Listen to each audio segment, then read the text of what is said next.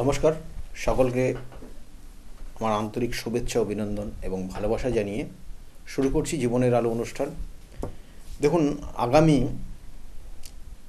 অর্থাৎ ৩রা ফেব্রুয়ারি সরস্বতী পুজো রয়েছে এবং এই ৩রা ফেব্রুয়ারিতে একটা শুভ যোগ, অর্থাৎ যে শুভ যোগ অর্থাৎ সরস্বতী পুজো যে শুক্লা পক্ষের পঞ্চমী তিথি সেটা থাকবে ৯টা ৫৫ পর্যন্ত সময় সকালবেলা। এবং যেহেতু সূর্য উদিত হওয়ার পর থেকে ওই তিথিটা ধরা হয়, মানে তিথিটা চলবে, সেই জন্য ৩ তারিখেই ম্যাক্সিমাম জায়গায় সরস্বতী পুজো হবে। কিন্তু তার আগেও কিন্তু শুক্লাপক্ষের এই পঞ্চমী তিথি শুরু হয়ে যাবে, রবিবারেও কিন্তু অনেক জায়গায় পুজো হবে। তা যাই হোক, যারা সোমবারে করবেন সোমবারে, কিন্তু যারা রবিবারে করবেন রবিবারে, কিন্তু সোমবারে কিন্তু খুব যথেষ্ট গুরুত্ব রয়েছে সোমবারের পুজোটা। এবং এই যে শুক্লাপক্ষের যেটা বিশেষ করে পঞ্চমী তিথি মাঘ মাস এতটাই গুরুত্বপূর্ণ, কারণ এখানে যিনি যার পুজো করা হয় তিনি হচ্ছেন বাগদেবী, বলা হয় বাগদেবী মাতা সরস্বতী। এবং তার এই যে তার ক্ষেত্রে উপাসনা প্রত্যেকটা ছাত্র ছাত্রী সকলেই কিন্তু মানে উৎকণ্ঠার সঙ্গে কিন্তু তাকে পুজো পাঠ করে থাকেন। এবং বিভিন্ন এই দিনটা তারা একটা মানে বিশেষ করে একটা মানে খুব এনজয় করেন প্রত্যেক ছাত্রছাত্রী এই পুজো পাঠের মাধ্যমে। এবং এখানে যে মা সরস্বতীর যে বর্ণনা দেওয়া আছে, মা সরস্বতী তিনি আমরা বলি যে বাগদেবী, বিদ্যার দেবী, তিনি সঙ্গীতের দেবী। এবং তার ক্ষেত্রে বিভিন্ন মানে শিল্পকলার থেকে শুরু করে বিদ্যার থেকে শুরু করে সমস্ত জ্ঞানের তিনি হচ্ছেন দেবী। এটা কিন্তু আমরা সেইভাবেই তাকে পুজো করে থাকি। এবং সেই জন্য দেখবেন মা সরস্বতীর যে মূর্তি আমরা দেখি, যে মূর্তি আমরা পুজো করি, তার গায়ের বর্ণ দেখা যাবে অনেক জায়গায় একদম সাদা, ধবধবে সাদা, কখনো কোথাও হয়তো একটু হলুদ, কিন্তু ধবধবে সাদা। এবং তিনি সাদা পদ্মের ওপর কিন্তু বসে আছেন। মানে এগুলো প্রত্যেকটার বৈশিষ্ট্য আছে। আমি বলবো যে কেন পদ্মটাকে কিসের সিম্বল হিসাবে এখানে দেখানো হয়েছে। তার হাতে বাদ্যযন্ত্র, সেটা তার হাতে রয়েছে, তার হাতে পুস্তক রয়েছে, অক্ষমালা রয়েছে। এবং তার যে বাহন, তার বাহন হচ্ছে রাজহাঁস। এবং রাজহাঁসের সঙ্গে অনেক জায়গাতে সেখানে ময়ূরও কিন্তু দেখানো হয়। তাহলে এই যে প্রত্যেকটা, এবং তার বস্ত্র সাদা বস্ত্র এবং তার গাত্রবর্ণ সাদা। এবং এইখানে যে বর্ণনাগুলো দেওয়া হয়েছে মাতা সরস্বতীকে নিয়ে, তিনি অ্যাকচুয়ালি বলা হচ্ছে যে মাতা সরস্বতী দেবী, অর্থাৎ তার গাত্রবর্ণ থেকে আমরা যেটা পাই, কারণ তার গায়ের বর্ণ সাদা, মানে সাদাকে এখানে রিপ্রেজেন্ট করে শুভ্রতা, যে রিপ্রেজেন্ট সেটা অ্যাকচুয়ালি কিন্তু মানে তার সরলতা, তার মধ্যে সৎ প্রবণতা। এবং সেটাকে বলা হয় যে একটা জাতক জাতিকা কতটা সৎ, কতটা সরল হতে হবে, এবং তাকে তার হলেই সে এই জায়গাটায় পৌঁছাতে পারবে। এবং বিদ্যার দেবী তিনি প্রসন্ন হবেন, অর্থাৎ একটা ছাত্রছাত্রী যদি সৎবান হয় এবং তার সঙ্গে সঙ্গে সে যদি সহজ সরল হয়, মানুষের উপকারের জায়গায় থাকে, এবং সে সবসময় সে তার বাবা মা অর্থাৎ গুরুজন যারা আছে তাদের যদি নিষ্ঠাবান, অর্থাৎ তাদের সঙ্গে তাদের সহমত হয় একটা ছাত্রছাত্রী, তারা বলছে যে সেই ছাত্রছাত্রীর মধ্যে তার হৃদয় হচ্ছে সৎ, তার হৃদয় হচ্ছে কিন্তু সরলতা। এবং সেই জন্য সেই ছাত্রছাত্রী দেখবেন সেই মাতা সরস্বতীর আশীর্বাদ প্রাপ্ত হয়, এবং সেই সরস্বতীর আশীর্বাদ প্রাপ্ত হয়ে সেই জাতক জাতিকা জীবনে প্রতিষ্ঠা পায়। তাহলে এখানে কিন্তু ওই সাদা বর্ণের মাধ্যমে, অর্থাৎ মাতা সরস্বতীর গাত্রবর্ণ বা তার পোশাকের যে সাদা বর্ণ রয়েছে, সেই বর্ণের মাধ্যমে কিন্তু এটাকেই বোঝানো চেষ্টা হয়েছে। এবং তার সঙ্গে সঙ্গে দেখবেন যে মাতা সরস্বতীর অর্থাৎ চতুর্ভুজা, তিনি অনেক জায়গায় তিনি চতুর্ভুজা, কোথায়ও দ্বিভুজাও আছেন। এখানে বলা হচ্ছে মাতা সরস্বতী হচ্ছে কিন্তু ব্রহ্মার মুখ থেকে তার সৃষ্টি। এবং তার সঙ্গে সঙ্গে বলা হচ্ছে যে এই যে মাতা সরস্বতীর যেমন বাহন, আমি বলছিলাম যে রাজহংস, এই যে রাজহংস বাহন রয়েছে, এখানে একটা গুরুত্বপূর্ণ জায়গা পয়েন্ট, রাজহংসের তার একটা নির্দিষ্ট বৈশিষ্ট্য আছে। আপনারা অনেকেই জানেন যে যদি দুধ আর জল আপনি মিশিয়ে রাজহংসকে খেতে দেন, তাহলে সে কিন্তু শুধুমাত্র দুধটাই সে পান করবে, জলটা পান করবে না। এবং এটার মাধ্যমে বোঝানো হয়েছে যে একটা স্টুডেন্ট, একটা ছাত্র, সে যখন ধীরে ধীরে সে বড় হচ্ছে, তার সেই সময় তার জীবনের তার টোটাল তার কিন্তু সব কিছু অজানা। সে ধীরে ধীরে শিখছে, তৈরি হচ্ছে, নিজেকে প্রতিষ্ঠার জায়গা নিয়ে যাচ্ছে এবং অনেক কিছু জ্ঞান অর্জন করছে। এই যে জ্ঞানটা অর্জন করবে একটা জাতক জাতিকা বা একটা শিক্ষার্থী, তার জ্ঞানের মধ্যে যেন কোনো রকমের পাপ না থাকে, এটাকে বোঝানো হয়। অর্থাৎ সে যে জ্ঞানটা অর্জন করবে, যে শিক্ষাটাই অর্জন করুক না কেন, সেই শিক্ষাটা যেন অনেস্টলি শিক্ষা অর্জন করুক এবং সেটা কিন্তু মানুষের উপকারে যেন লাগে এবং তার মধ্যে কোনো রকমের দ্বিধাদ্বন্দ্ব যেন তৈরি না হয়, কোনো রকমের খারাপ বুদ্ধি তার মধ্যে যেন তৈরি না হয়। মানুষ বিভিন্ন ধরনের হয়, তারা খারাপ উপদেশ দিয়ে সেই মানুষটাকে নষ্ট করে দিতে পারে, সেই ছাত্রটাকে তার কুবুদ্ধি দিয়ে অসৎ বন্ধুর সঙ্গে, আমরা তো দেখি যে বিভিন্ন জায়গায় যে একটা স্টুডেন্ট পড়াশোনা করছে, খুব ভালো পড়াশোনা করছিল, অসৎ বন্ধুর সঙ্গে মিশে গিয়ে সে নিজেকে নষ্ট করে ফেললো, তার পড়াশোনার জায়গাটাকে নষ্ট করে ফেললো, সব কিছু। কারণ পড়াশোনা যথেষ্ট গুরুত্ব রয়েছে, কারণ সেটাই তার ভবিষ্যৎ। অর্থাৎ আমরা বলি না যে একটা স্টুডেন্টের সঙ্গে সঙ্গে, আমি শুধুমাত্র স্টুডেন্টদের না, এখানে বলছে একটা সমাজকে কিন্তু সেই শিক্ষা আমাদের সমাজকে তৈরি করে, আমাদের দেশকে তৈরি করে। তাই শিক্ষার কিন্তু যথেষ্ট গুরুত্ব রয়েছে। সেই শিক্ষার মধ্যে যদি আপনি কোনো অসৎ কোনো জ্ঞান অর্জন করেন, যেটা সমাজের পক্ষেও ক্ষতিকর, সেটা সেই জাতকের ক্ষেত্রেও ক্ষতিকর, সেটা একটা দেশের পক্ষেও ক্ষতিকর হতে পারে। সেই জন্য এই ধরনের জ্ঞান যেন না অর্জন কেউ করে। সেই জন্য ওখানে নির্দিষ্ট করে বলা হয়েছে যে এই যে রাজহংসের যে স্বভাব, সেটা সে কিন্তু শুধুমাত্র দুধটাকেই আহরণ করবে, দুধটাকেই সে পান করবে, জলটা কিন্তু পান করবেন না, জলটা কিন্তু সে রেখে দেবে। সেই জন্য একটা শিক্ষক একটা ছাত্রকেও কিন্তু সে সঠিক জ্ঞানটা তাকে আরও কিন্তু অর্জন করতে হবে, কিন্তু অসৎ সঙ্গ কিন্তু ত্যাগ করতে হবে এবং ভালো জিনিসের দিকেই তাকে লক্ষ্য রাখতে হবে। এটাকেই কিন্তু বিশেষ করে মা সরস্বতীর বাহন হিসাবে রাজহংসকে ইন্ডিকেশন করা হয়েছে। এর সঙ্গে সঙ্গে বলবো, মা সরস্বতীর অর্থাৎ সরস্বতী মায়ের দেখবেন যে হাতে থাকে, অর্থাৎ এখানে আমাদের একটা একটা গান বা একটা ছন্দকে নিয়ে তৈরি করে, যে ছন্দ প্রত্যেকটা মানুষের যদি থাকে বা মানুষের মধ্যে সেই ছন্দ তার বহিঃপ্রকাশের মধ্যে তার অগ্রগতির জায়গায় নিয়ে যায়। আপনি যদি আপনার জীবনে যদি ছন্দ না পান, তাহলে আপনি আপনার জীবনের কিন্তু দেখবেন যে কোনো না কোনো জায়গায় গিয়ে থেমে যাবেন, এবং প্রত্যেকটা মানুষের ক্ষেত্রে রয়েছে। অর্থাৎ আপনি যদি আপনার জীবনের ছন্দময় জায়গা নিয়ে আসতে পারেন, আপনি যদি সেই ছন্দ যদি আপনাকে সঠিক থাকে এবং সেই সঠিক ছন্দ আপনার জীবনকে কিন্তু নির্দিষ্ট লক্ষ্যে পৌঁছে দিতে পারে।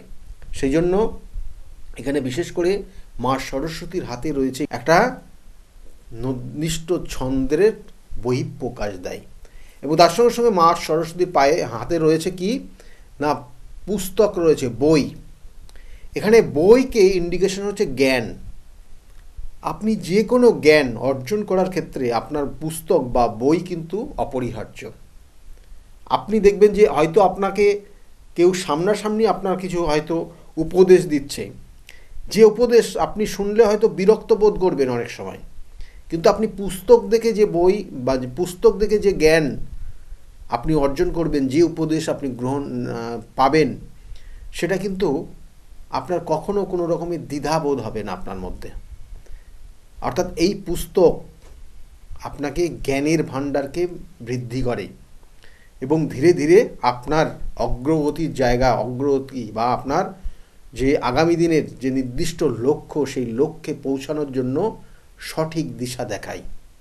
তাই এখানে পুস্তককেও কিন্তু পুজো করা হচ্ছে ওই নির্দিষ্ট দিনে, কারণ সেই পুস্তকটা মায়ের হাতে রাখা আছে। এবং এর সঙ্গে সঙ্গে আর যে জিনিসটা রয়েছে ভীষণ গুরুত্বপূর্ণ, এবং যে গুরুত্বপূর্ণ জিনিস, এবং এটার কারণে আমাদের জীবনের সেটা একটা একটা বহিঃপ্রকাশ দেখাচ্ছে। অর্থাৎ বলছে প্রস্ফুটিত পদ্মের ওপর তিনি অবস্থান করছেন, প্রস্ফুটিত পদ্মের ওপর তিনি অবস্থান করছেন। অর্থাৎ দেখবেন যে সাদা পদ্ম কোথাও আছে, কোথাও পিঙ্ক কালারের পদ্ম রয়েছে, এবং এই যে পদ্ম সেটা পরিপূর্ণভাবে ফুটে গেছে। অর্থাৎ এই পরিপূর্ণ ফুটে যাওয়া পদ্ম মানে আপনি জীবনের সাকসেস পাওয়ার লক্ষ্যে যাতে ওই পদ্ম যেমন অর্থাৎ পরিপুক্তভাবে ফুটেছে, আপনি আপনার জীবনকেও ওইভাবে ওই জায়গায় নিয়ে যেতে চাইছেন। আপনি আপনার জীবনের নির্দিষ্ট যে লক্ষ্য, আবার সেই লক্ষ্য সেটাই হওয়া উচিত যে আপনি যেন একটা নির্দিষ্ট শীর্ষ স্থান পেতে পারেন, ঠিক পদ্মের মতো পরিপূর্ণভাবে আপনি আপনার জায়গাটাকে বা আপনার জ্ঞানটাকে আপনি আরোহণ করার চেষ্টা করবেন।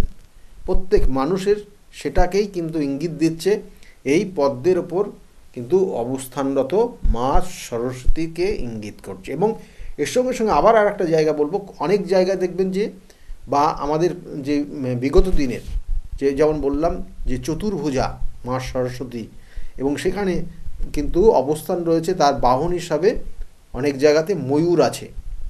তাই ময়ূরের পালক খুব গুরুত্বপূর্ণ, কারণ ময়ূরের পালক কিন্তু ময়ূর কিন্তু তীক্ষ্ণ কিন্তু দৃষ্টিশক্তি রয়েছে, তার মধ্যে তীক্ষ্ণতা রয়েছে, এবং সেই বিষধরকে নিমিষে কিন্তু শেষ করে দিতে হয়। দেখবেন যে ময়ূরের সামনে কোনো যদি সাপ আসে তাহলে সেই সাপকে কিন্তু সে বিনষ্ট করে দেয়, বা কোনো ধরনের কোনো কীট পতঙ্গ যেগুলো তার কাছে বিপদদায়ক সে কিন্তু খুব নিমিষের মধ্যে তাকে কিন্তু শেষ করে দেয়। তাই ময়ূর কিন্তু তীক্ষ্ণ নজর যেমন রয়েছে, এবং তার মধ্যে তীক্ষ্ণতা রয়েছে শত্রুকে দমন করার, এবং সে কিনা সঠিক ওয়ে ধরে অর্থাৎ সঠিক ওয়েতে সে চলতে পছন্দ করে। তাই ময়ূর এখানে ইঙ্গিত করা হয়েছে, কোথাও সেখানে রাজহংসকে ইঙ্গিত করা হয়েছে। একটা জিনিস জেনে রাখুন, যারা স্টুডেন্ট রয়েছে দেখবেন যে পড়াশোনায় অমনোযোগী হয়ে যায়, পড়াশোনা করতে চায় না, এবং দেখা যাচ্ছে যে কোনো সময় বাবা মায়ের ওপর অত্যাচার শুরু করে, বা কোনো সময় দেখা গেলো পড়াশোনা মনে রাখতেও পারে না। তাদের ক্ষেত্রে বলবো যে ময়ূরের পালক 11টা এবং এই নির্দিষ্ট দিন অবশ্যই মা সরস্বতীর কাছে রেখে দেবেন, এবং তারপরে সেই ময়ূরের পালককে তার গৃহে অর্থাৎ সে যে ঘরটাতে থাকবে সেই ঘরে দক্ষিণ এবং পশ্চিম কর্নার সেই ময়ূরের পালককে রেখে দেবেন। দেখবেন তার মধ্যে কিছুটা পরিবর্তন অবশ্যই পাবেন। আমি বারবার বলি, জন্মছকে নির্দিষ্ট কানেকশান যদি সেটা সঠিক না হয় তাহলে একটা স্টুডেন্ট কিন্তু পড়াশোনার সে মনোযোগ আসবে না, কারণ পড়াশোনার মনোযোগের জায়গাটা দেয় চতুর্থ ভাব থেকে। যে চতুর্থ ভাব আমাদের জ্ঞান বুদ্ধির জায়গা দেয়, যে চতুর্থ ভাব কিন্তু তার প্রাথমিক শিক্ষার জায়গাটা দেয়। তাই প্রাথমিক শিক্ষা অর্থাৎ আপনি আপনার জন্মছকের কানেকশান অনুযায়ী হয়তো আপনি আগামী দিনে কোনো নির্দিষ্ট হায়ার এডুকেশনের দিকে যাবেন, কিন্তু হায়ার এডুকেশনের আগ পর্যন্ত যে শিক্ষাটা গ্রহণ করবেন আপনি বা আপনার সন্তান যে শিক্ষাটা গ্রহণ করবে সেটা কিন্তু ওই চতুর্থ ভাব থেকে দেবে। তাই চতুর্থ ভাব পীড়িত হলে কিন্তু এই সকল জাতক জাতিকার পড়াশোনার জায়গায় মনোযোগ থাকে না, বন্ধু সঙ্গ মিশে যায়, এবং কোনো ক্ষেত্রে অসৎ বন্ধুর সঙ্গে মিশে এই সকল জাতক জাতিকারা ধীরে ধীরে নেশার দিকে আসক্ত হয়ে যায়, এবং কখনো বাবা মায়ের কিন্তু মানে কথার অবাধ্য হয়ে গিয়ে কিন্তু সে তার জীবনটাকে কিন্তু একটা অন্য পথে পরিচালিত করে দেয়। তাই এই জায়গাগুলোর প্রতিকার প্রতিবিধান আছে। আমি সেই জন্য বারবার বলি সঠিক তিথি নক্ষত্র দেখে তার প্রতিকার প্রতিবিধান করতে হয়। দেখা গেলো একটা স্টুডেন্টের রেজাল্ট হচ্ছে, কিন্তু যে অনুযায়ী তার পড়াশোনা করা উচিত সেই অনুযায়ী হয়তো পড়াশোনা সে করছে না, তার জন্য হয়তো রেজাল্টটা খারাপ হচ্ছে। আবার কোনো স্টুডেন্টের ক্ষেত্রে দেখবেন যে পড়াশোনা সে করছে কিন্তু আশা অনুরূপ তার রেজাল্ট হচ্ছে না, সে তার হয়তো 70% পাচ্ছে, কিন্তু তার পাওয়া উচিত 85% বা 90%-এর উপরে পাওয়া উচিত। যে এখন হয়তো 85% পাচ্ছে, তার পাওয়া উচিত 95%-এর উপরে। এই যে জায়গাগুলো, এই যে গ্যাপটা তৈরি হয়, এবং যাদের এই গ্যাপটা তৈরি হচ্ছে তাদের ক্ষেত্রে বলবো অবশ্যই তাদের নীল সরস্বতীর কবচ খুব খুব খুব গুরুত্বপূর্ণ, এবং যেগুলো নির্দিষ্ট তিথি মেনে সেই কাজগুলো করলে ভালো হয়। কারণ এখানে নীল সরস্বতী তিনি কিন্তু অ্যাকচুয়ালি কিন্তু তারা মায়ের যে অষ্ট তারা রয়েছে তারই কিন্তু একটা রূপ। তাহলে সেক্ষেত্রেও কিন্তু সেই জায়গাটা, সেই তিথি নক্ষত্র দেখে সেই কাজগুলো করতে হয়, করলে পরে তার মধ্যে সেই পজিটিভ জায়গাটা তৈরি হয়। এবং এর সঙ্গে সঙ্গে বলবো যে একটা জন্মছকের বিভিন্ন কানেকশন, একটা জন্মছকে দেখা যাচ্ছে যে তার থার্ড হাউস যে কোনো কারণে রাহু বা কেতুর দ্বারা পীড়িত হয়ে গেছে এবং সে পীড়িত অবস্থায় রয়েছে, তাহলে সেক্ষেত্রে কিন্তু সেই সকল জাতক জাতিকার দেখা গেল যে কোনো কারণে এয়ার লস পর্যন্ত হয়ে যেতে পারে, 1 বছরের এয়ার লস পর্যন্ত হয়ে যেতে পারে কোনো না কারণ। তাহলে এই জায়গাগুলো কিন্তু দেখা যায়। হয়তো দেখবেন অনেক স্টুডেন্ট তাদের পড়াশোনা একটা সময় খুব ভালো পড়াশোনা করেছে, হয়তো ক্লাস 1, 2, 3, 4 পর্যন্ত ভালো রেজাল্ট করেছে, কিন্তু 4-এর পরে 5-এ যেই উঠেছে তারপর থেকে তাদের রেজাল্টের জায়গাটা দিনের পর দিন খারাপ হচ্ছে, দিনের পর দিন খারাপ হচ্ছে। তাহলে এই জায়গাগুলো কিন্তু তৈরি হয় তার জন্মছকের কোথায় না কোথায়ও কোনো নেগেটিভ কানেকশান তৈরি হয়ে আছে, যে নেগেটিভ কানেকশানের যদি সঠিক প্রতিকার প্রতিবিধান দেওয়া যায়। কারণ এই যে জ্ঞানের দেবী, অর্থাৎ আমরা মা সরস্বতীকে পুজো করব, মা সরস্বতীর কাছ থেকে পুজো করে আমরাও তো কিছু পাওয়ার চেষ্টা করব, যে আমরা কিছু পাবো, কারণ তিনি জ্ঞানের দেবী। তিনি কিন্তু, আর মা সরস্বতী তিনি অবস্থানই করেন কিন্তু জিহ্বায় অবস্থান করেন। তাহলে এটা কিন্তু খুব গুরুত্বপূর্ণ রয়েছে। তাহলে সেক্ষেত্রে তার ক্ষেত্রে, সেই সন্তানের ক্ষেত্রে বা আপনার সেই সন্তানের ক্ষেত্রে সরস্বতীর জায়গাটা বা তার জ্ঞানের জায়গাটা কতটা ভালো রয়েছে সেগুলো তো দেখতে হবে অবশ্যই। এবং তার সঙ্গে সঙ্গে যেমন বললাম, চতুর্থ ভাবের একাদশ ভাব হচ্ছে আপনার দ্বিতীয় ভাব, সেই দ্বিতীয় ভাবটা কতটা ভালো জায়গায় রয়েছে এগুলোও কিন্তু দেখার ভীষণ ভীষণ প্রয়োজন। বা একটা হায়ার স্টাডি করছে যে একটা জাতক জাতিকা, তার পঞ্চম ভাব নবম ভাব কী পজিশনে আছে সেটাও কিন্তু দেখতে হবে, দেখে কিন্তু তার সঠিক বিচার বিশ্লেষণ করতে হবে। অনেক জাতক জাতিকা দেখবেন যে ওভার কনফিডেন্স, যে আমি পারবই, কিন্তু লাস্টে গিয়ে দেখা গেলো যে না, সে পারলো তো নাই, বরঞ্চ একটা সাবজেক্টে সে কিন্তু ব্যাক পেয়ে গেল। তাহলে এই জায়গাগুলো তার ওভার কনফিডেন্স তৈরি করে। এবং এর ক্ষেত্রে কিন্তু বুধ যে জ্ঞান অ্যাপ্লিকেশান, সেই জায়গাগুলো কিন্তু পাওয়ারফুল কানেকশান দেয় এবং নেগেটিভ ফল দিয়ে দেয়। তাহলে সেই জায়গাগুলোর প্রতিকার প্রতিবিধান দিতে হয়। ওভার কনফিডেন্স মানুষকে অনেক ক্ষেত্রে অনেকটা ডাউন করে দিতে পারে। ওভার কনফিডেন্স আপনার যা সন্তানের ছোট ছোট সিলি মিস্টেকের কারণে তার নাম্বার কমিয়ে দিতে পারে। দেখবেন যে আপনার সন্তান বা আপনার অনেকের ক্ষেত্রে দেখবেন যে এই যে তার মধ্যে কনফিডেন্স রয়েছে কিন্তু ওভার কনফিডেন্স রয়েছে, কিন্তু তার মধ্যে কি হয় না, তার পড়াশোনা খুব ভালো, সে বাড়িতে খুব দারুণ পড়াশোনা করে, তার যে শিক্ষক রয়েছে তার শিক্ষকের কাছেও কিন্তু ভালো কিন্তু পড়াশোনা করছে, কিন্তু যখন সে লিখছে দেখবেন যে ছোট ছোট সিলি মিস্টেক তার নাম্বারটা অনেকটা ডাউনফল করে দিচ্ছে।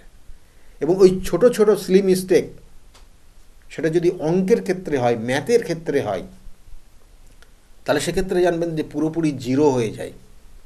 এবং সেই সকল জাতক জাতিকাদের দেখবেন ম্যাথের নাম্বারটা অনেক বেশি কম থাকে। তাই ওভার কনফিডেন্স কখনো ভালো না। এবং তার সঙ্গে সঙ্গে যদি এই জায়গাগুলো থাকে তার সঠিক প্রতিকার প্রতিবিধান আছে। কারণ এই সকল ওভার কনফিডেন্স যারা, যে সকল জাতক জাতিকারা রয়েছে তাদের ক্ষেত্রে কিন্তু একটা সময় বাবা মায়ের সঙ্গেও কিন্তু অ্যাডজাস্ট হতে চাইবে না, তার বন্ধু সঙ্গটা তাদের ক্ষেত্রে বেশি মনে হবে ভালো, বাবা মায়ের কথা অবাধ্য হয়ে যাবে। তাহলে এই জায়গাগুলোর প্রতিকার প্রতিবিধান আমি শুধু বারবার বলি যে তার ক্ষেত্রে যে শুধু নীল সরস্বতী কবচ ধারণ করিয়ে দেবেন আর তার প্রতিকার প্রতিবিধান হয়ে যাবে, তার সব কিছু হয়ে যাবে তা না। তা আমি বারবার সেই জন্যই বলি তার জন্মছকের সেই 27টা নক্ষত্র, 12টা রাশি এবং 9টা গ্রহের সমন্বয়ে আমাদের জন্মছক তৈরি হয়। যে জন্মছকের বিভিন্ন কানেকশান এবং দ্বিদশা, অন্তর্দশা, প্রত্যন্তর্দশা এবং সূক্ষ্মদশা এরা কীভাবে প্রভাব বিস্তার করছে সেই জাতকের ওপর, সেগুলো দেখতে হয়। এবং কোনটা নেগেটিভ ফল দেবে, কোনটা পজিটিভ ফল দেবে, পজিটিভ ফলটাকে কতটা আরও বাড়ানো যায়, ইনক্রিজ করা যায়, সেগুলো দেখতে হয়। বা নেগেটিভ ফলটাকে কতটা ডিক্রিজে নিয়ে যাওয়া যায় সেটা দেখতে হয়, এবং সেইভাবে ব্যালেন্স করে যদি একটা জাতক জাতিকাকে সঠিক গাইড করা যায় তাহলে সে জীবনে কিন্তু নির্দিষ্ট লক্ষ্য অবশ্যই, আমি বারবার বলি, সেই লক্ষ্যে কিন্তু পৌঁছাবে। যাই হোক, আমার চেম্বারগুলো একটু আপনাদেরকে বলে দিই। প্রত্যেক রবিবার দিন আপনারা কাঁচরাপাড়া চেম্বার রয়েছে, কাঁচরাপাড়া আমার নিজ গৃহ মন্দির, সেখানে দুপুর 2টোর থেকে 6টা পর্যন্ত রবিবার দিন পাবেন। অবশ্যই নাম লিখিয়ে নেবেন, ফার্স্ট কাম ফার্স্ট সার্ভিস। প্রত্যেক সোমবার ব্যারাকপুরে চেম্বার রয়েছে, ব্যারাকপুরে আপনারা পাবেন 12টা থেকে 4টে পর্যন্ত, এবং মঙ্গলবার এবং ওই সোমবারে কিন্তু 5টা থেকে 8টা পর্যন্ত আপনারা পাবেন শ্রীরামপুরে চেম্বার সেকেন্ড হাফ। আর মঙ্গলবার দিন কালীঘাট চেম্বার অর্থাৎ লেক মার্কেট, রাসবিহারী এভিনিউতে যে লেক মার্কেট রয়েছে তার ঠিক পিছনে সৌভাগ্য চক্রে, সেখানেও সন্ধ্যাবেলা পাবেন। এবং বুধবার করে কিন্তু হাওড়া ময়দানে আপনারা পাবেন 5টা থেকে নবদিশা চেম্বার, সেখানে পাবেন 5টা থেকে 8টা পর্যন্ত। কিন্তু অবশ্যই নাম লিখিয়ে নেবেন, আবার বারবার বলছি, এবং ফার্স্ট কাম ফার্স্ট সার্ভিস প্রত্যেক চেম্বারের জন্য কিন্তু ধার্য করা হয়েছে। এবং তার সঙ্গে সঙ্গে বলবো, প্রত্যেক বৃহস্পতিবার কৃষ্ণনগরে চেম্বার রয়েছে, কৃষ্ণনগরে আপনারা পাবেন 12টা থেকে 4টে পর্যন্ত। শুক্রবার হাতিবাগানে চেম্বার, সেখানে 5টা থেকে 8টা পর্যন্ত চেম্বারগুলো রয়েছে। এছাড়াও বাইরে চেম্বার থাকে, বাইরে তারাপীঠে চেম্বার রয়েছে, বহরমপুর চেম্বার রয়েছে, বর্ধমান চেম্বার রয়েছে, মেচেদা চেম্বার রয়েছে, এবং গুয়াহাটিতে চেম্বার রয়েছে, বেনারসের চেম্বার রয়েছে, এবং শিলিগুড়ি চেম্বার রয়েছে। এইসব চেম্বারগুলো কখন কবে যাচ্ছি স্কলের দিকে লক্ষ্য রাখুন, এবং সেই অনুযায়ী আপনারা সেইভাবে বুকিং করে নিন। তাছাড়াও কিন্তু অনলাইন কনসালটেন্সি করা হয়, সেটা দেশ এবং বিদেশ পর্যন্ত করা হয়। সেক্ষেত্রে তার নির্দিষ্ট নিয়ম রয়েছে, নিয়মগুলো অবশ্যই বুকিং নাম্বার বা হেল্পলাইন নাম্বারে আপনারা যদি ফোন করেন অবশ্যই আপনাদেরকে গাইড করবে। তাছাড়াও বলবো যে আপনারা কিন্তু বহরমপুরের চেম্বারে পাচ্ছেন সঠিক সময়ে, এবং কখন কবে পাচ্ছেন বহরমপুর নিচের যে স্কলের দিকে দেখুন, নিচে লেখা আছে এই জায়গাটাতে, এখানে পরিষ্কার করে লেখা আছে কবে বহরমপুর থাকছি, কবে বর্ধমানে থাকছি, কবে মেচেদায় থাকছি, কবে তারাপীঠে থাকছি। কারণ তারাপীঠে আমার বিভিন্ন কাজগুলো হয়, তাছাড়াও কিন্তু কামাখ্যা পীঠে কাজ করা হয়, এবং বেনারসেও কিন্তু বেনারস ধামেও কিন্তু বিভিন্ন কাজ করা হয়। কাজের ওপর অর্থাৎ একজনের সমস্যার উপর বেস করে সেই নির্দিষ্ট জায়গাগুলো সেই কাজগুলো করা হয়, এবং সেই জন্যই মানুষ এতটা আজকের জায়গায় উপকৃত। এবং সেই জন্য বারবার বলি, সঠিক প্রতিকার, সঠিক প্রতিবিধান এবং সঠিক গাইডলাইন আপনার জীবনকে পরিবর্তন করতে পারে, যদি আপনি সঠিকভাবে সেটা পেতে পারেন বা সঠিকভাবে পেয়ে থাকেন। তা যাই হোক, যদি মনে করেন আমার সঙ্গে যোগাযোগ করব, তাহলে নিচের বুকিং নাম্বার অবশ্যই নোট ডাউন করে রাখুন। বুকিং নাম্বারে ফোন করে আপনারা জানতে পারবেন কোথায়, কখন, কবে, কোন সময়ে পাচ্ছেন। তাছাড়াও স্কলের দিকে লক্ষ্য রাখুন। আর আমার কাছে বিগত দিনে বহু মানুষ তারা এসছে, তাদের প্রতিকার প্রতিবিধান নিয়েছে, তাদের বহু সমস্যা, এক একজনের সমস্যা এক এক ধরনের সমস্যা, তাই সমস্যার তাদের প্রতিকার প্রতিবিধান হয়েছে, সঠিক গাইডলাইন নিয়েছে, এবং আজকের জায়গায় দাঁড়িয়ে তারা ভালো রয়েছে। তাদের মুখ থেকে শুনুন তারা কতটা ভালো আজকের জায়গায় দাঁড়িয়ে আছে। শুনতে থাকুন বিগত দিনে যারা এসেছিল তারা আজকের জায়গায় কত ভালো রয়েছে। আর সকলেই ভালো থাকবেন। আগামী দিনগুলো প্রত্যেকের খুব শুভ হোক। আর মা সরস্বতীর পুজো রয়েছে মহাপঞ্চমী তিথি, অর্থাৎ এই মহাপঞ্চমী তিথি এখন কুম্ভ মেলা চলছে, খুব গুরুত্বপূর্ণ, আরও বেশি হয়ে গেছে। আগামী পূর্ণিমার তিথি পর্যন্ত শুক্লাপক্ষ চলবে, এবং এই পূর্ণিমা তিথি পর্যন্ত শুক্লাপক্ষ, তার জন্য এই তিথিটা আরও গুরুত্ব পেয়ে গেছে। এবং সেই জন্য বলবো যে মহাপঞ্চমী মাঘ মাস, সেটা তো মা সরস্বতীর পুজো রয়েছেই, এবং তার সঙ্গে সঙ্গে কিন্তু আরও অন্যান্য অনেক অনেক যোগ রয়েছে, যে যোগগুলোকে আপনি আপনার সন্তানকে অনেক ভালো জায়গায় নিয়ে যেতে পারেন। সকলে ভালো থাকবেন। নমস্কার। ডক্টর গৌতম শাস্ত্রী আর 5 জন অ্যাস্ট্রোলজারের থেকে কেন তিনি আলাদা? স্বাভাবিকভাবে আপনাদের মনে এই প্রশ্ন আসতেই পারে। দূর দূরান্ত থেকে নানান সমস্যায় জর্জরিত মানুষ ছুটে আসে তার কাছে।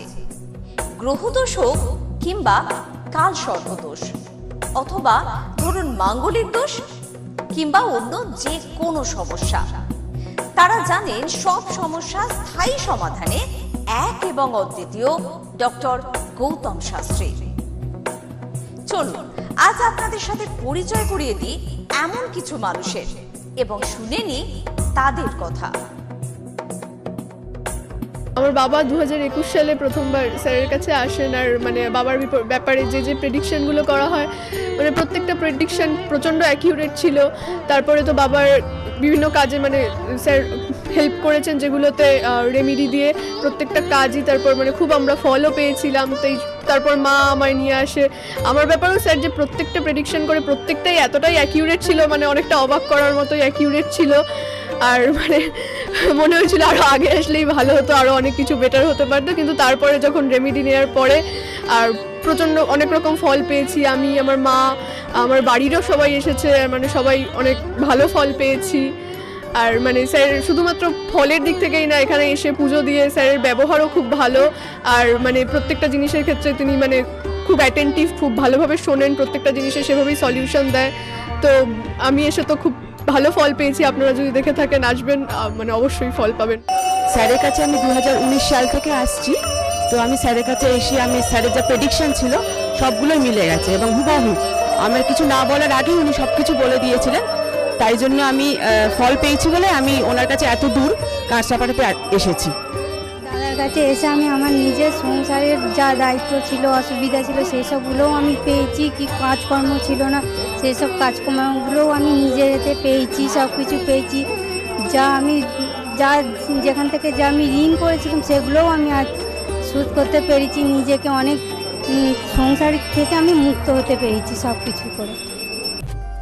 আমি কস্তুরী সরকার, আমি কাঁচরাপাড়া থেকে আসছি। আমাকে মা ক্লাস 12-এ ডক্টর গৌতম শাস্ত্রীর কাছে নিয়ে আসে। তো সেখানে আসার পর আমাকে ডক্টর গৌতম শাস্ত্রী কিছু রেমিডি দেন, তো আমার খুব সাহায্য হয় তাতে। তারপর আমার পড়াশোনা কমপ্লিট করার পর কাকু বলেন যে আমাকে গ্র্যাজুয়েশন আর ITI করার জন্য। তো সেখানে করে আমি ভালো ফল পেয়েছি। তারপর আমার চাকরি লাইনে আসা, তো ডক্টর গৌতম শাস্ত্রী বলেন যে আমি এই মাসের মধ্যে একটা ভালো চাকরি পাবো। তো সেটা 1 মাসের আগেই আমি পেয়ে গেছি। তো আজকে সেটাই জানাতে এসেছি কাকুকে যে আমি চাকরি পেয়েছি। তো আপনারাও যদি আসতে চান, ভালো ফল পেতে চান, কাকুর সাহায্য পেতে চান, তো আপনারাও আসুন। আশা করি আপনারাও ভালো ফল পাবেন এবং সাহায্য পাবেন। নমস্কার। আমি প্রসেনজিৎ দাস, আমার বাড়ি কাঁচরাপাড়া। আমি ডক্টর গৌতম শাস্ত্রীর দেখেছিলাম টিভিতে, ওখান থেকে দাদার ফোন নাম্বার নিয়ে দাদা বাড়িতে আমি আসি। এসে দাদাকে আমার সমস্যার সমাধান বলি। আমার একটা সমস্যা, প্রচুর বড় সমস্যা ছিল, সেটা হচ্ছে আমাদের বাড়ি ঘরের সমস্যা ছিল, অনেক বছর ধরে সমস্যা ছিল। সেটা দাদা ঠিক করে দিয়েছে।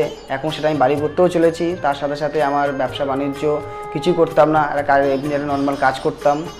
কাজ করার পর আমি এখন ব্যবসা বাণিজ্য উন্নতি হয়েছে। প্লাস দাদাকে যে প্রতিকারগুলো দিয়েছে সেগুলোকে আমরা এক্সপেক্ট করেছি। দাদার সাথে খুব ভালো ব্যবহার হয়েছে। এখন আপনারাও আসুন, এসে দাদাকে সমস্যা সমাধানের কথাগুলো বলুন, দাদা অবশ্যই আপনার সমাধান করে দেবে। নমস্কার, আমি বিশ্বজিৎ ঘোষ। আমি বহরমপুরে ডক্টর গৌতম শাস্ত্রীর চেম্বারে আমি এসেছিলাম আমার সমস্যা নিয়ে, এবং ওনার পরামর্শ মতো আমি রেমেডি নিয়ে আমি উপকৃত হয়েছি। এবং তারপরে আমি আমার পরিবারের কাছে এটা আমি শেয়ার করেছি। করার পরে আমার পরিবারকেও নিয়ে এসেছি, তারাও এখানে উপকৃত হয়েছে। এবং আমার কোনো সমস্যা, আমার জীবনের পথে চলতে গেলে যদি কোনো বাধা আসে, আমি স্যারকে নির্দ্বিধায় ফোন করি এবং স্যার আমাকে কি করতে হয় বলে দেয়। আমি সত্যিই উপকৃত, এবং আমি আমার ভবিষ্যৎ জীবনে আমার যা কিছু আমি পেয়েছি সব কিছু স্যারের জন্যই পেয়েছি। আমি সত্যি আনন্দিত, এটা আমার অস্বীকার করার কোনো জায়গা নেই। আপনারা যদি কেউ বহরমপুরে চেম্বারে আসতে চান, তো আপনারা নির্দ্বিধায় যোগাযোগ মাধ্যমে আপনারা আসতে পারেন। এখানে আসলে পরে উপকৃত হবেন আপনারা এবং ওনাকে দেখাতে পারেন। নমস্কার, আমি প্রমোদ রঞ্জন সরকার বলছি।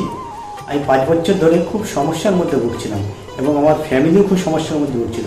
আমার হৃদয় জর্জরিত হয়ে যায়, লোন নিয়ে আমাকে চলতে হয়। এর জন্য আমি অনেক জ্যোতিষীর কাছে গেছি, তারা আমাকে অনেক আশা দিয়েছিল, কিন্তু সেখান থেকে আমি কোনো ফল পাইনি, বিফলে গেছে। হঠাৎ একদিকে টিভি চ্যানেলে গৌতম শাস্ত্রীকে দেখি, দেখার পর ওনার সঙ্গে আমি যোগাযোগ করি, যে ওনার সঙ্গে উনি যে আমাকে যা বলতো সব মিলে গেছিলো। এবং উনি আমাকে কিছু রেমেডি দেন, বলেন যে এইগুলো নিলে আপনার এই সময়ের মধ্যে আপনার সমস্যা মিটে যাবে। ওনার কথা অনুযায়ী আমি ওনার কাছ থেকে রেমেডি নিই। নেওয়ার পরে যে আমাকে সময় বেঁধে দিয়েছিল, সেই সময়ের আগে আমার সমস্যা সব মিটে গেছে। এখন আমি ঋণ থেকেও মুক্ত হয়ে গেছি এবং আমার যে ফ্যামিলির সমস্যা সেটাও মিটে গেছে। এখন আমার কর্মস্থানও খুব ভালো হয়েছে এবং আমার যে শারীরিক অবস্থাটা ছিল সেটাও খুব সুন্দর হয়েছে। এখন আমি খুব সুন্দর জীবনযাপন করছি। যদি আপনারা পারেন তো অন্তত গৌতম শাস্ত্রীর কাছে একবার আসুন, আপনারা আসলে নিশ্চয়ই উপকার পাবেন। এর জন্য আমি গৌতম শাস্ত্রীকে খুবই উপকৃত জানাচ্ছি এবং ধন্যবাদ জানাচ্ছি। ওনার রেমেডি বা ওনার যে প্রেডিকশান এত সুন্দর, আমি কোনোদিন ভাবতে পারিনি যে আমাকে এই নতুনভাবে আমাকে আবার একটা রাস্তায় নিয়ে এসে ভালো জায়গায় তৈরি করে দেবে। নমস্কার। Hi everyone, I'm Simranpreet Kaur. I'm an actress. 2018-এ তার আগে আমার খুব খারাপ সময় যাচ্ছিল। আমার স্টাডি লাইফ, আমার career life, really it's very bad in that situation, that time. But যখন আমি 2028-এর মাঝামাঝিতে আমার মম আমাকে ডক্টর গৌতম শাস্ত্রীর কাছে নিয়ে আসে। আঙ্কেলের সাথে যখন আমি কথা বলি, আঙ্কেল যখন আমার প্রবলেমগুলো শোনে, যেরকম করে গাইড করে তেমনি আমি চলি। আর এরকম রেজাল্ট হবে আমি জানতাম না। এখন আমি একটা ভালো আমার ক্যারিয়ার চলছে। আমার স্টাডি লাইফের মধ্যে অনেক প্রবলেম ছিল, অনেক প্রবলেমস। আমার ফ্যামিলি লাইফেও খুব প্রবলেম ছিল। সব প্রবলেম মানে গায়েব হয়ে গেছে। তারপরে আমি তো প্রথম যখন আসি তখন আমি একদম বিলিভ করি না যে এগুলো কি হয় বা কিছু। আমি মাকে বলি দেখাবো না, এই ওই অনেক কিছু বলি। কিন্তু যখন দেখানোর পর যখন আমি 1-2 মাসের মধ্যে যখন ধীরে ধীরে একটুখানি ভালো হতে পারি, আমার লাইফে যখন একটু করে ভালো হচ্ছিল, তখন আমি ফিল করলাম যে না, সত্যি ভালো হচ্ছে ওনার গাইডে। আর তার 3-4 মাসের পরে একদম আমি রেজাল্টটা দেখতে পারছিলাম, ফিল করতে পারছিলাম। আর আপনারা যদি চান যে আপনাদের লাইফের প্রবলেমগুলো সলভ হোক, 100% সলভ হবে, গ্যারেন্টি। আপনারা আসুন, আঙ্কেলকে দেখান, আর আপনাদের আর আঙ্কেল যেরকম গাইড দেবে তেমনি যদি আপনি চলবেন তাহলে একদম সঠিক হয়ে যাবে, একদম সাকসেস পাবেন আপনি। আমি হালিশহর থেকে এসেছি। ধরো আমার নাম তো মলিনা ঘোষ, কিন্তু তোমার কি হয়েছে বলো তো, আমি দাদার কাছে অনেক বছর ধরে কয়েক বছর ধরে ভালোই এসেছি। আমি অনেক বিপদে পড়েছিলাম, তো তখন আমি এক টিভি চ্যানেলে দেখে, সবাই কিন্তু প্রোগ্রাম দেখে, সব সিরিয়াল দেখে, সব কিছু দেখে, কিন্তু আমি ওই সিরিয়াল সব কিছু ছেড়ে আমার এমন বিপদ হয়েছিল, আমি শুধু টিভির কাছে বসে শুধু এই শাস্ত্রী চ্যানেলগুলো দেখে আমি মনে ভাবতাম আমি কাকে মনের মতন পাবো। পেলাম যে সবাই এত চ্যানেলে, কিন্তু আমি সবাইকে দেখেছি, আমার দাদাকেই আমার খুব পছন্দ হলো। আমি খোঁজ করতে আমি এমন বিপদ যে আমি এই বিপদে কি করে উঠবো, তখন ওই দাদার কাছে আসলাম।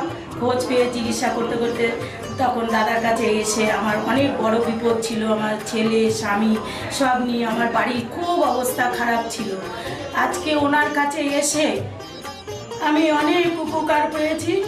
আমি সবার কাছে বলছি, আমি এত লোক দেখছি, আমি বলি একটু যদি দাদার কাছে এসে সব ধৈর্য ধরে, কারোর বিফল হবে না, তার ফল ছাড়া বিফল হবে না।